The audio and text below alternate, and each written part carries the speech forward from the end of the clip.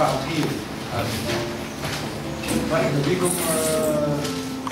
بالضبط كما توعدنا انه ان شاء الله برنامجنا الذي اتفقنا فيه نفكروا في اخر العام الفارط في المهديه انه باش يكون عندنا لقاءات دوريه جماعيه على مستوى يعني وطني على الاقل مرتين في السنه مثل ما صار في المهديه.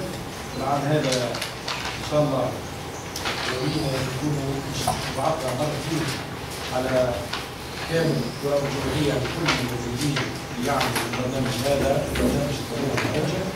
وان شاء الله احنا باش نكونوا في نصف العام مبدئيا في فتره تقريبا بعد البرنامج، وفي اخر العام ان شاء الله نكونوا في كان ما صارش قضيه على المكان اللي اسباب. المهم هو باش يكون عندنا لقاءين على مستوى وطني نبدلوا فيه الآراء، وكذلك عندنا 3 لقاءات اقليميه، الشمال مع بعضه والوسط مع بعضه والجنوب مع بعضه، بالاضافه الى اللقاءات اللي قاعدين نقوموا بهم باذن الله اخر مع زملائنا كمنسقين على مستويات 24 ولايه. المهم هو ان شاء الله نكونوا نحترموا الحلقات الموجوده، وربما مع الوقت يبان انه لازمنا نعاودوا نهيئوا شويه لقاءاتنا على اساس هي يعني كما الانجرناج، يعني العجله في وسط عجله الحلقه في وسط حلقه. المهم هو المعلومه توصل، المشاكل توصل، الصعوبات مهما كانت قيمتها نلقاو لها حل على اي مستوى كان.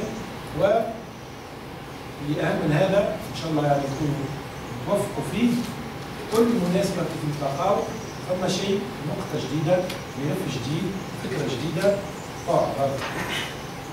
في البرنامج ان شاء الله بتاع اليوم سنتناول بطبيعه الامر فرصه انه نحكي مع بعضنا في 2011 رغم الصعوبات ورغم المشاكل اللي عشناها كلها شنو هي النتائج اللي وصلنا لها، ثم نحاول نعطيكم فكره على ما المنتظر ان نقوم به خلال السنه 2012. وكما تعرفوا فكرنا مع بعضنا مشينا خطوه في مساله اعداد دليل الاجراءات لتنفيذ مكونات وعناصر برنامج التنميه المندمجه.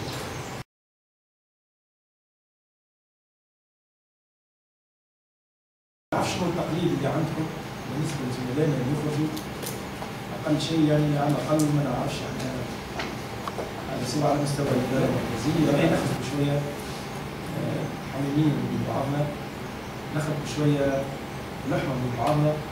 انا اللي كان ممكن نجم نساهم معكم هو في انه نصبحوا يعني فريق عمل نوسع ونغير، ما عندوش معكم بس كلها مثل بعض.